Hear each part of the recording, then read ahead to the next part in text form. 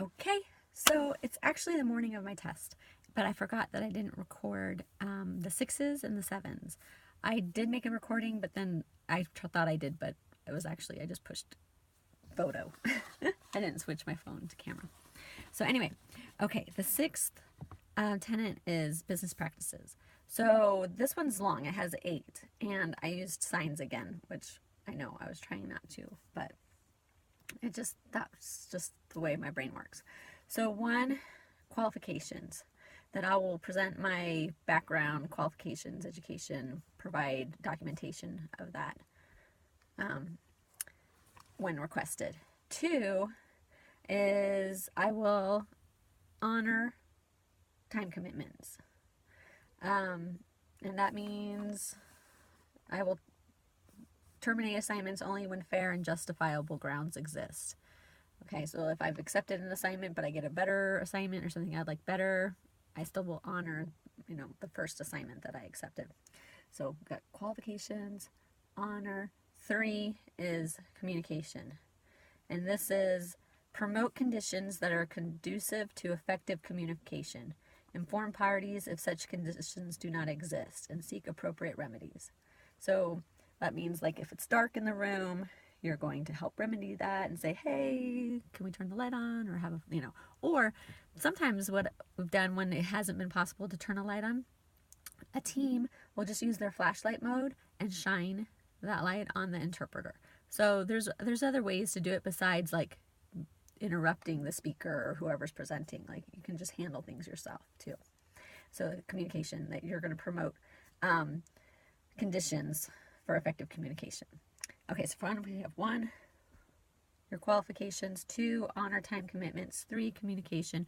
4, you're going to inform if you're going to be late. If you're going to, you're running late to an assignment, you're going to call ahead and let them know when there's a delay, or if you're unable to fulfill an assignment, you're going to inform.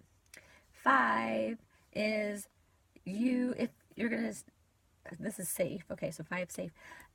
If a situation's not safe, then you have the right to decline or discontinue an assignment. It says reserve the option to decline or discontinue assignments if working conditions are not safe, healthy, or conducive to interpreting. And I borrowed this book from a friend of mine, and this has a bunch of scenarios that go for the CPC. This is really helpful. One of the scenarios in here was saying how a professor was talking about trees, and then he said, hey, let's go outside and identify some trees, and it was really super cold. And some of the students had worn their jackets and gloves, but the interpreter didn't bring gloves that day, or I don't know, didn't have a warm jacket that day, or maybe they left it at, like, I know I do that. I go into work, I put my stuff down in the office. This is when I worked at one of the universities. And then all the classes were inside, so I didn't bring my coat to every class. I brought it to work, but I didn't have it with me for each class. And so if I had gone outside, I'm out without a coat, out without gloves, and it's winter. And so that was the scenario that this interpreter was saying. Her hands were so cold that she wasn't able to fingerspell, And so this book is really cool because it has an interpreter's perspective, and then it has the deaf client perspective. And the deaf client perspective was, you should tell the professor, hey, can we, move this back inside because I can't really fingerspell anymore. And the deaf client in that response was saying, and I bet a lot of the students would be thanking you after. So anyway, I just thought that was an interesting perspective. So, yeah. So it says, for number 5, you reserve the option to decline or discontinue if an assignment or working conditions are not safe, healthy, or conducive to interpreting. So, and you can just say, hey, next time you plan to go outside, just let me know. Or if you know that this is going to be a regular thing, then you keep gloves and you bring your coat. You just need to have that communication with the teacher. Okay, so that was 5. So 1, qualifications, honor time commitments, ensure communication, the conditions are conducive for communication. 3, inform if you're going to be late or delayed. 5, if a situation's not safe, you have the right to decline or discontinue. 6, this one's bad. This, refrain from being harassed or coerced. Refrain from harassment or coercion before, during, or after the provision of interpreting services. So basically, don't let yourself, or don't badger. I mean, it can go both ways. But you're going to refrain from harassment or coercion before, during, or after. Okay. 7, pro bono. This is sign free, but with 7s, pro bono work. You're going to render pro bono services in a fair and reasonable manner. And then 8, I did like the classifier for coins. You're going to request monetary compensation professionally. You're going to charge a fair and reasonable fee. It says charge fair and reasonable fee for performances of interpreting services and arrange for payment in a professional and judicious manner. Okay, so those are the 6s. Some people think they're hard, but for me, business practices, 1, I'm going to give my qualifications, present myself accurately, not say I have more experience than I do, and I'll provide, my card, my certification card or whatever when requested. 2, honor time commitments. If I said yes to an assignment, I'm going to do that assignment unless, I'm sick or something. 3, make sure conditions are conducive for communication.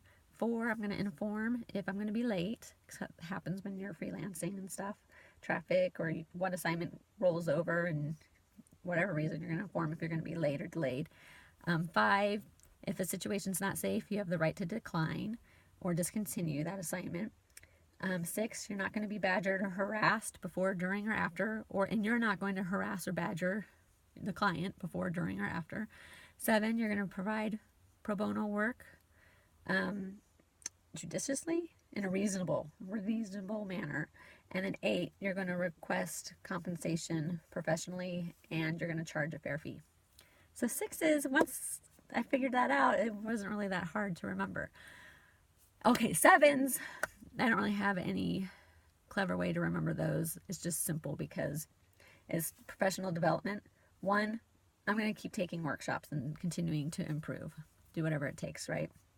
Get a mentor, do professional development. And then 7.2 is I'm going to keep abreast of any laws or policies that affect the interpreting profession. So that's just kind of lumped in together, 7.1 and 7.2. Luckily, there's only 2. So like I said, today's my test day, and I'm feeling good. Let me see. Any tips, advice? I got this advice a long time ago from an interpreter that I considered my mentor, my friend, my confidant. I learned a lot from her. When I was first starting out, so this was like 20 years ago, I was talking about I had taken a state certification test, and I was really frustrated because I hadn't passed it. And I was like, I hate these tests because they're not like real situations. In real situations, if you don't understand something, you can be like, hey, sorry, can you spell that again? Can you, And I said, in a test, you can't do that. You can't stop it and get clarification. And my mentor said, no, you can't. And I was like, no, I can't. I can't stop it. And she said, but, you can't stop the video from, giving you the feed, but you can sign that. And then that lets the evaluator know, oh, she missed the finger spelling. She wouldn't just gloss over that and just keep going. She would have stopped for clarification. And I was like, that is brilliant. And that has always served me well whenever I've been evaluated for a job or a certification test or anything. Because there is a little bit, for me, and there's a little bit of like, when I'm in a real situation, if I miss something or I'm not real sure, I don't stop every single time. I just kind of wait and see, there's a little bit of a lag time before you voice. And so I wait and see, like, okay, is it coming together? And if not, then I clarify and stuff like that. But when you're taking a test, a certification test, your snippet might be 3 minutes. You don't have the luxury of being able to control like the time. And so that has hurt me in the past where I'm like, I'm getting it. And all of a sudden, wait a minute. Okay, something was said. I'm not really sure. And then bloop, cut. that segment's over. And so they don't know that I would have jumped in. So for me, my goal today is as soon as I start feeling like, okay, I'm not sure where this is headed, I'm going to interject right then. I'm not going to wait and like kind of see if it sorts its way out. I'm going to interject right then, like, oh, hey, can you clarify that? Fingerspell that again? Or say it again. I'm just going to put that in there, even though it doesn't change what the video does, but the evaluators will see I wouldn't have just pretended like I understood everything, which I wasn't, but they don't know that. They can see from my test that I would have stopped. I would have asked for clarification. And that's happened to me before with a testing situation where I missed it was a technical term that got fingerspelled, and I was like, whoa, I missed it. And then they kept like repeating it. Like, well, it was kind of like they were setting up a sign and they fingerspelled it and I missed the word, and then they kept doing the sign and I was just like, blah, I don't know what that word is. But I was so glad that I had set up, like, I missed it. What was that? And can you fingerspell that again? And then they knew, like, every time that person signed that, they knew I would have known that word at that moment. And so I was able to like kind of smooth it over that way. And I passed that certification test. So I don't feel like that is divulging anything in the CPC because I haven't taken the test yet. So I'm not going to tell you anything after the test, I don't think. But that's just been my experience. And like I said, I've lived in multiple locations, east, west, even in Hawaii. So I've been state certified different places, and I feel like I've been vague enough that this is just good advice in general, not like for a specific test.